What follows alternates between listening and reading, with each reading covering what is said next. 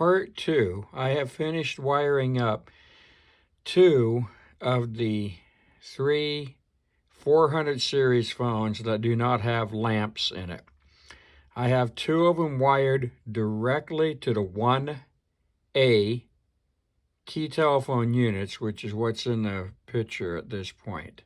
Generally, this was never done this way. They would run a cable from here to a 44A block and then to the phone. For simplification on my part, I done it this way since I only have 2 phones on one system, and then I have another 400 series that's on another unit by itself. This is what the 2 phones look like. I described this in part 1. More of the 400 series and 500 series telephones. This will be connected to a 1A that does have the ability to light the lights, flash the lights, and common audible. This was a advancement in the 1A. We're looking at a 400 series phone, and down here below is a 500 series. This phone and the 400 series are wired in the same cable, and they are connected to a 9-line 1A1. 544 3-line and a hold key set. This key set does have lights in it and is connected to a 9-line 1A1. The 9-line 1A1. This has multiple phones on it. If you're enjoying this video, please give me a like and subscribe and share. Side-by-side comparison of a 464 and a 564. There's about 12 years difference between these 2 telephones. The inside of the 400 series phone, and then of course the more modern 500 series phones.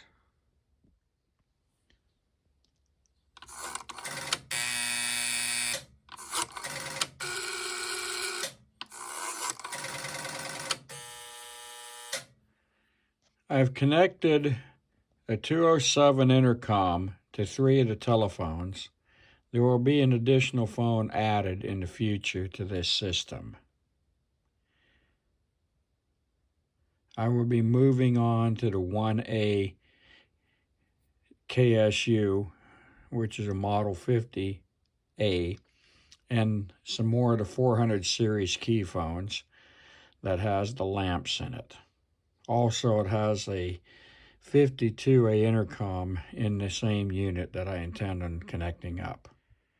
Inside of a 400 series key phone, the key strip was not functioning in this, so I had to disassemble it and respring the springs, because when you press the hold key, the springs did not have enough oomph to return.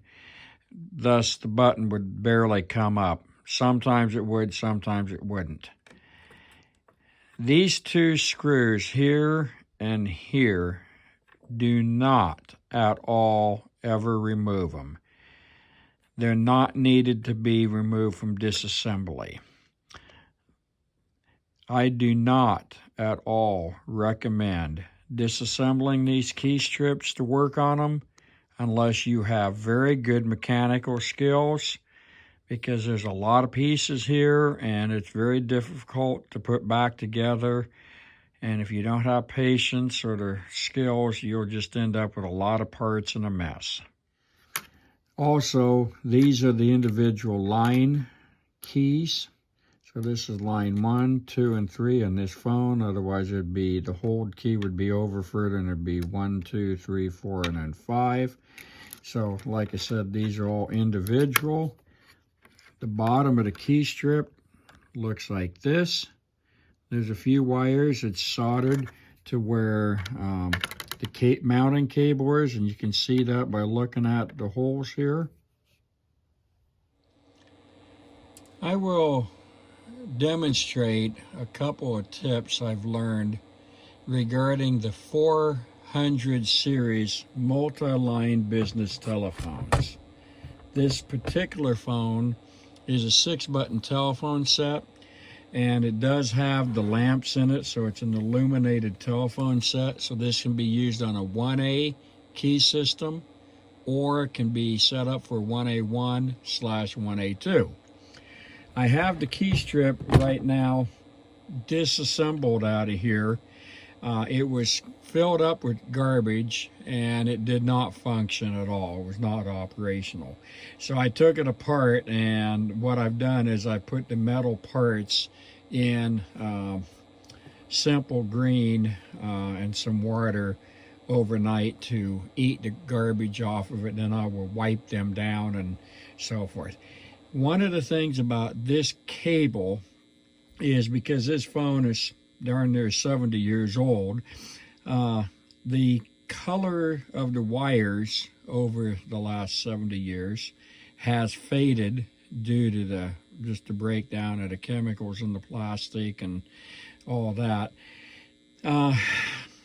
It makes it where it's very difficult to see the colors. So I recommend having an exceptionally bright light and so forth.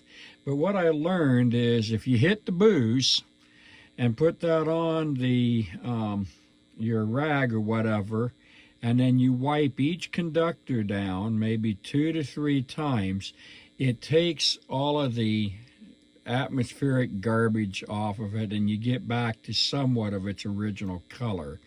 At this point, the wires are 100% better than what they were when I began.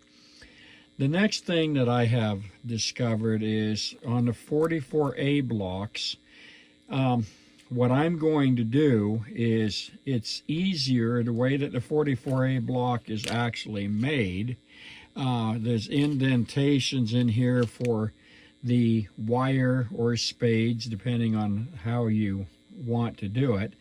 What I've decided to do is I'm going to mount, oh, it's upside down. I'm going to mount the mounting cord. I'm going to wire out the leads to where they go, and then I'm going to take a 25 pair cable and overlay the leads. This particular cable here is 14.5 pairs, so it's 29 wires.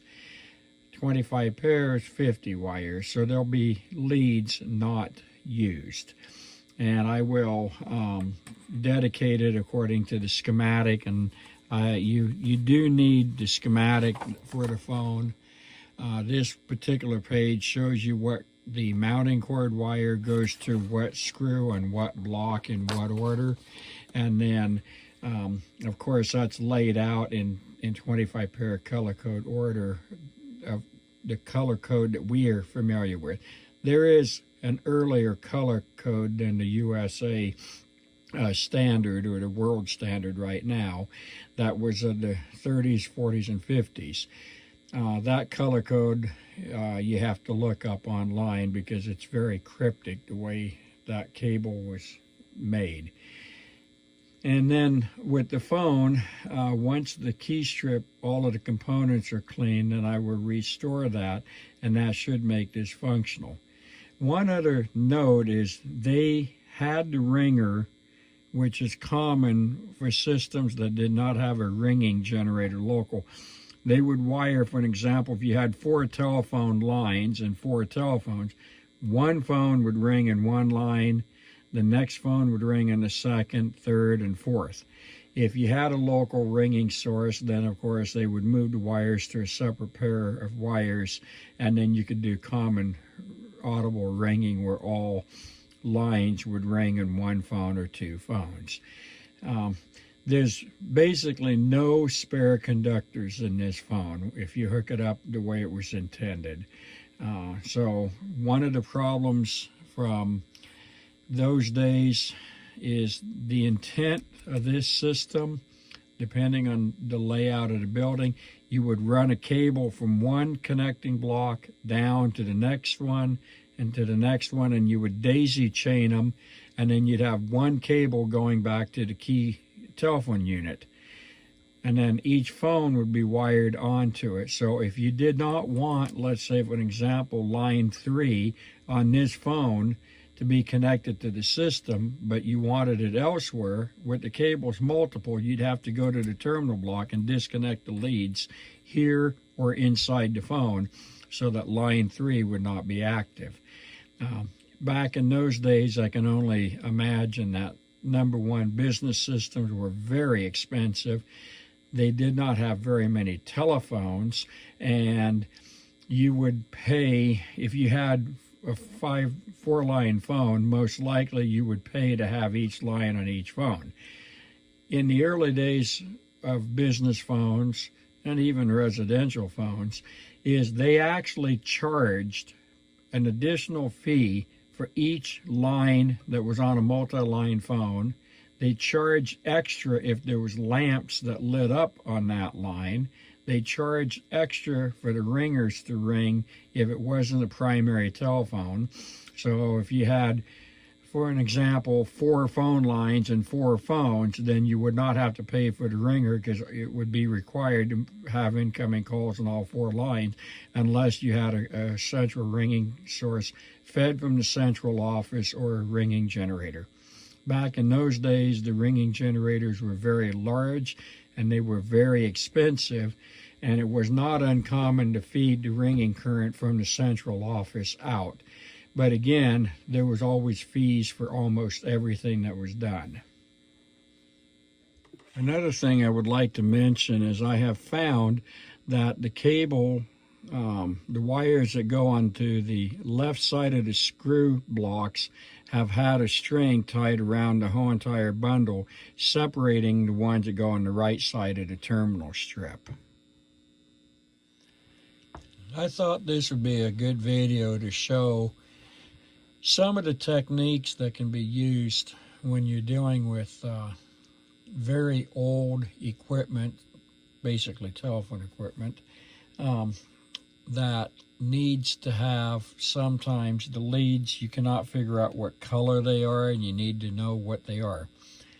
In this particular case, the phone I have here is a 464, and this paperwork is not for a 464.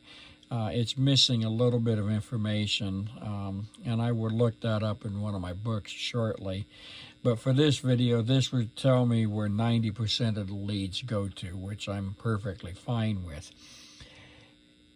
For an example here, hopefully you can see this. The very top here has on it the name of the lead, tip ring, balance and hold, the color code of what would be a normal modern color code, a 44A block, which is what these are right here. So this is a 44A block, and there's 4 of them in there. And then this over here tells you the color of the wires in the cable. So this is very useful. In fact, you have to have this if you're going to hook it up, you know, according to the way that they intended for it to be wired. So what I would do is briefly show how to determine what goes where. I will not do it for every lead because nobody will stay tuned that long. So I'm going to show the first 3 or 4 leads, and then after that it's the same process over and over. I have, because I'm 100 million years old, a very old toner made by Progressive Electronics. This particular toner does something that the new ones don't do. If you set it to resistance and you short the leads, it provides an audible tone. And the nice thing about that is I don't have to be looking at the wires, or at the toner, I should say, when I am working on it. So in this case, I'm doing a continuity test. The new type of toners that has an LED on it works exceptionally well. You just have to always be looking at the toner, and that to me is not ideal.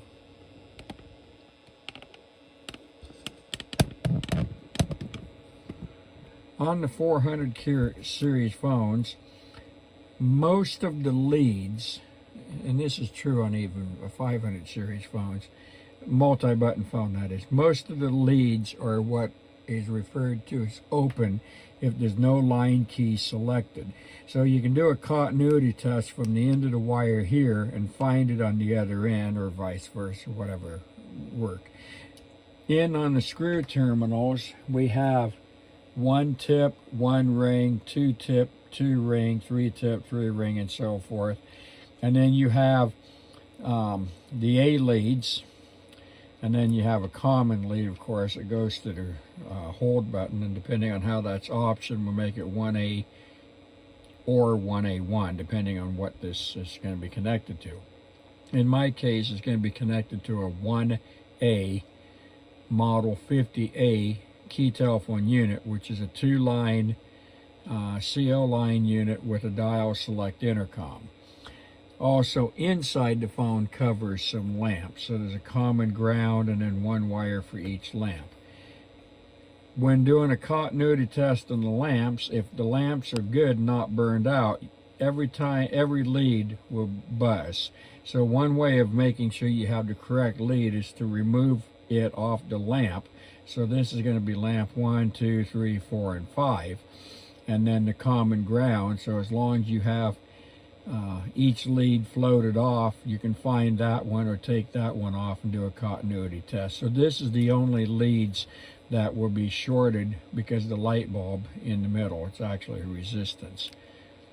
So I've got it set up right now for the 1 tip, and they say on the paperwork that the tip and ring in this case is going to be a green wire. So I've already played a little bit with this, so this looks like a green wire, but it's not.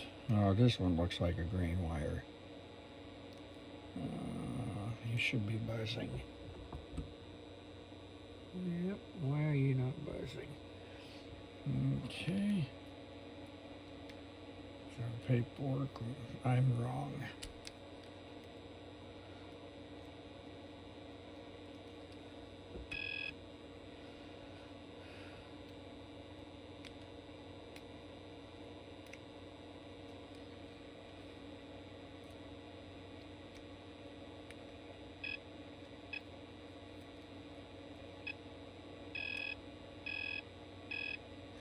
All right, here's an interesting thing. So we have a lead that's not making very well.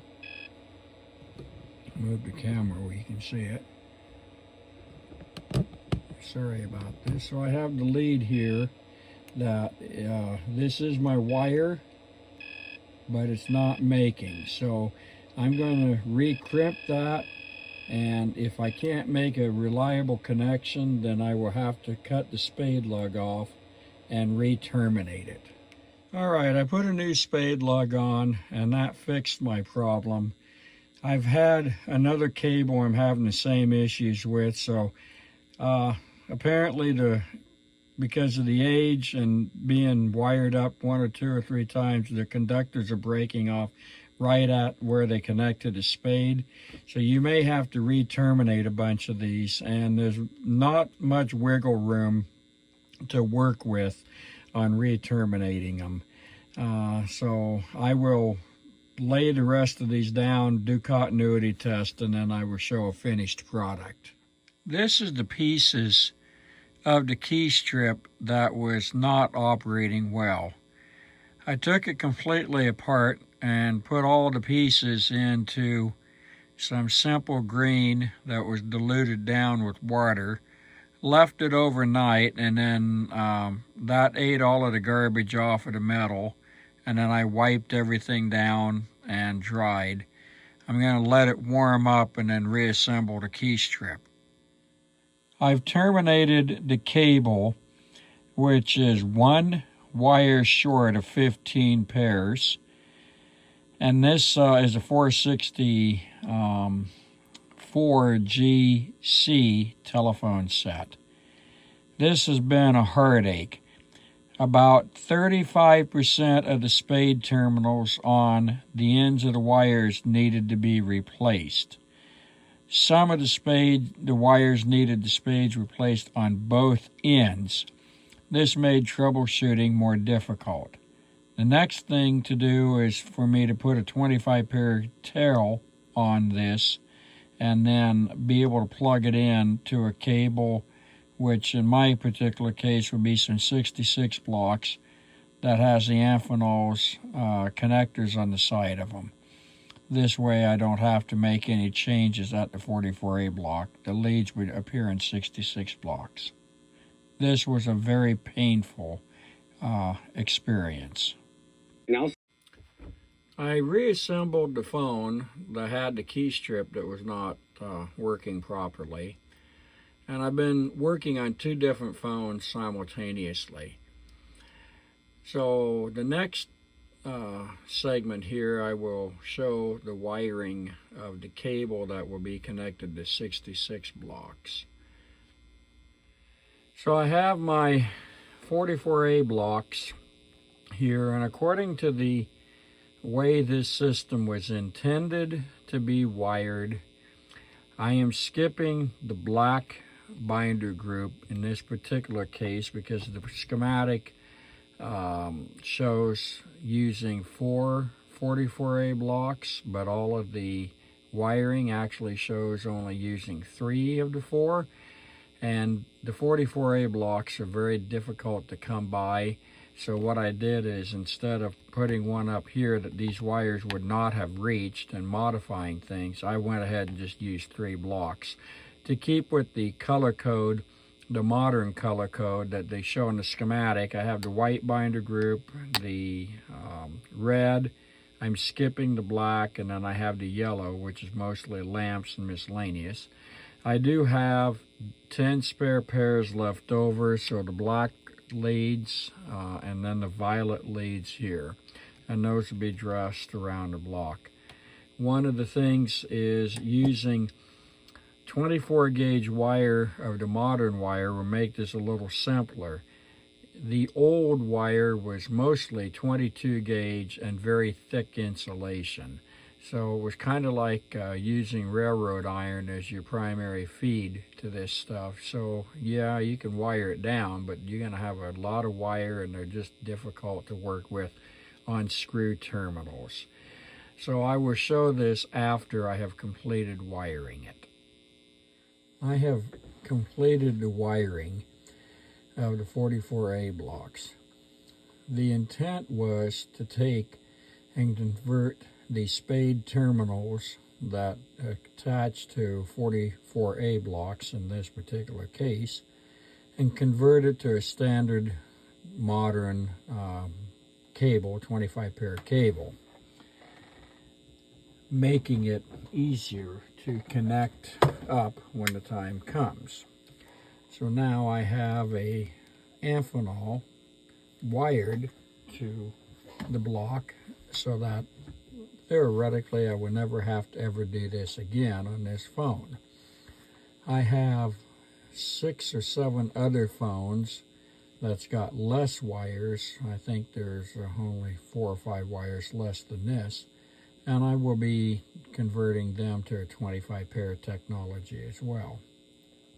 I will show the 66 blocks that these will plug into, and at that point I can run cross connects such as a modern day type key system, connect up to the KTU, which was shown in part 1, and this is part 2, and I anticipate there'll be a part 3 due to the time that's been involved in this. 66 blocks that has female Amphenols mounted on the left and the right side. These are basically 66 M150s. So there'll be 2 phones plugged into one block, and then I will run cross connects amongst all of the phones and then up to the key telephone unit. I have a cable that goes down to the 66 blocks that wires up to these binding post terminals, which then connects to the key system unit directly above my head. And I will show the completion of this in the future. Here is part of the 400 series key sets. There will be a part 3 of this video. If you liked it, please give me a thumbs up and share. Thanks.